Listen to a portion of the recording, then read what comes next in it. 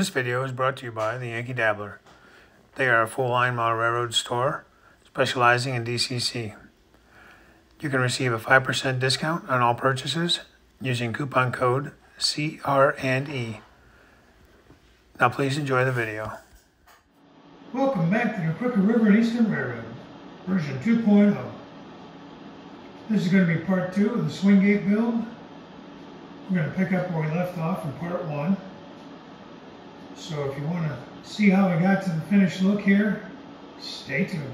So what I'm doing, I got the bridge in here like this. I had to do some adjusting over here on the end over there. So I may still have to do more adjusting. This is the end, the hinge end. So I did add some bracing down there. Still going to add a couple legs behind these two as well. I'm going to add a 1x4 down here.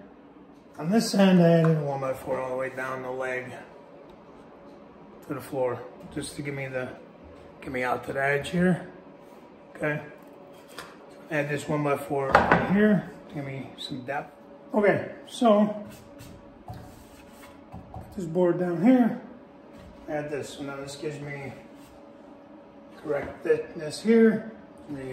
This can drop down here. So it sits in there pretty well. What I'm going to do is I'm going to drop this down, which I also have to drop it down here.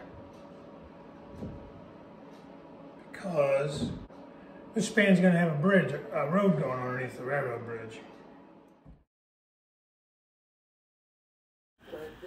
Okay, so I'm just marking out where the top hinge is going to go. So stand by while I do that. Now, just going to put in with these short screws. Have a moment of truth here.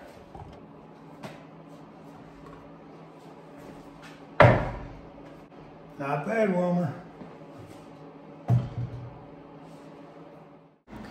So here you see I'm going to add a brace. So I'll have the hinge on the lower end, and then the brace will help support the other swinging end. I marked it off there to cut.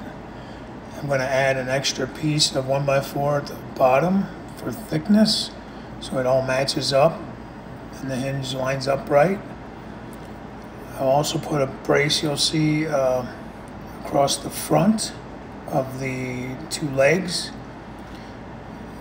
in order to match the same depth there as it is at the top. You see me doing that here. So, stand by. So here you're going to see me screwing in the lip on the closing end of the gate. This is just for some added support when the gate is closed. So as you can see, the lip right there. Okay, here you see me adding the lower hinge. You see the 1x4, the added thickness there brings everything out to the proper alignment. I'm going to attach the upper end of the brace, which will give that end of the gate added support and allow things to stay nice and level. So a little lift there.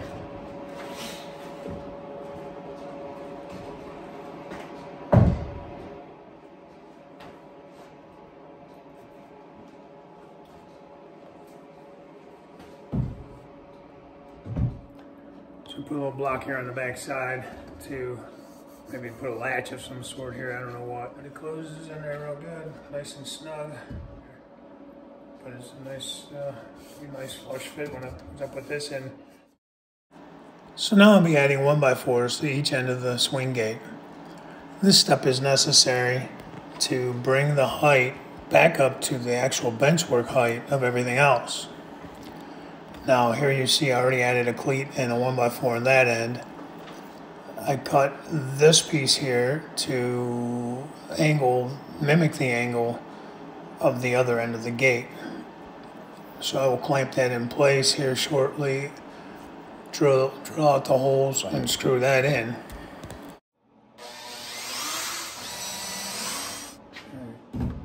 There, so it's nice and snug.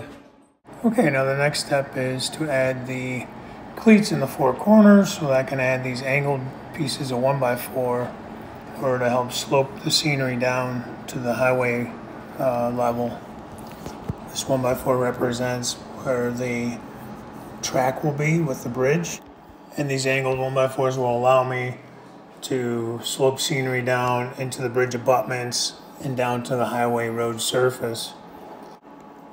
So here I have the cleat and the 1x4 clamped in place as I screw it in.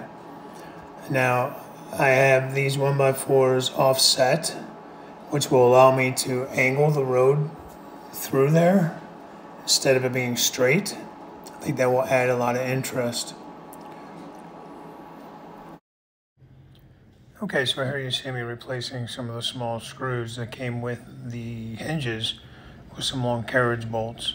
This will give it some added strength.